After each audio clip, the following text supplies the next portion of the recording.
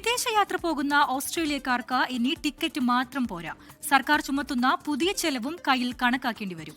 Passenger movement charge ഉയർന്നതോടെ യാത്രാ ചെലവ് കൂടുമ്പോൾ ടൂറിസം മേഖലയിലും അതിന്റെ ചൂട് കയറുകയാണ്. വിശദാംശങ്ങളുമായി ഓസ്ട്രേലിയയിൽ നിന്ന് സ്മിത നായർ തയ്യാറാക്കിയ റിപ്പോർട്ട് കാണാം. 2026-27 ഫെഡറൽ ബജറ്റിൽ പ്രഖ്യാപിച്ച പുതിയ നികുതി വർധനവിനെ തുടർന്ന് ഓസ്ട്രേലിയയിൽ നിന്നും വിദേശത്തേക്ക് യാത്ര ചെയ്യുന്നവർക്ക് ഇനി കൂടുതൽ ചിലവ് വഹിക്കേണ്ടി വരും. പാസഞ്ചർ മൂവ്മെന്റ് ചാർജ് അഥവാ PMC ഒരാൾക്ക് $70 നിന്നും $80 ഉയർത്താനാണ് ഫെഡറൽ സർക്കാർ തീരുമാനിച്ചിരിക്കുന്നത്. പുതിയ നിരക്ക് 2027 ജനുവരി 1 മുതൽ പ്രാബല്യത്തിൽ വരും. ഓസ്ട്രേലിയയിൽ നിന്നും വിമാനമാർഗമോ ക്രൂയിസ് കപ്പലിലൂടെയോ വിദേശത്തേക്ക് പോകുന്ന എല്ലാ യാത്രക്കാർക്കും ഈ ചാർജ് ബാധകമാണ്.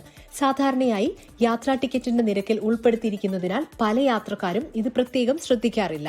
പുതിയ വർധനവോടെ 4 അംഗങ്ങളുള്ള ഒരു കുടുംബത്തിന് ടിക്കറ്റിനൊപ്പം മാത്രം $320 വരെ PMC നൽകേണ്ടി വരും. ഫെഡറൽ സർക്കാരിന്റെ ഈ തീരുമാനത്തെ ടൂറിസം ആൻഡ് ട്രാൻസ്പോർട്ട് ഫോറം വിമർശിച്ചു.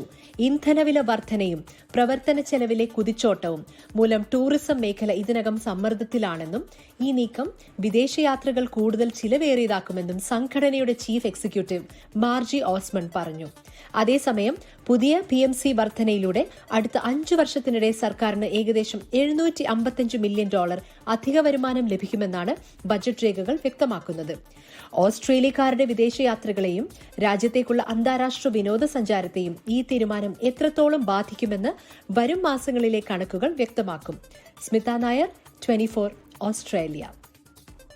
ലോകത്തെവിടെയായാലും ഏത് സമയത്തും 24 വാർത്തകളും ഓഗ്മെന്റഡ് റിയാലിറ്റി പാക്കേജുകളും എക്സ്പ്ലെയിനറുകളും വിശദമായി കാണാൻ ഞങ്ങളുടെ യൂട്യൂബ് ചാനൽ നിങ്ങൾക്ക് സബ്സ്ക്രൈബ് ചെയ്യാം.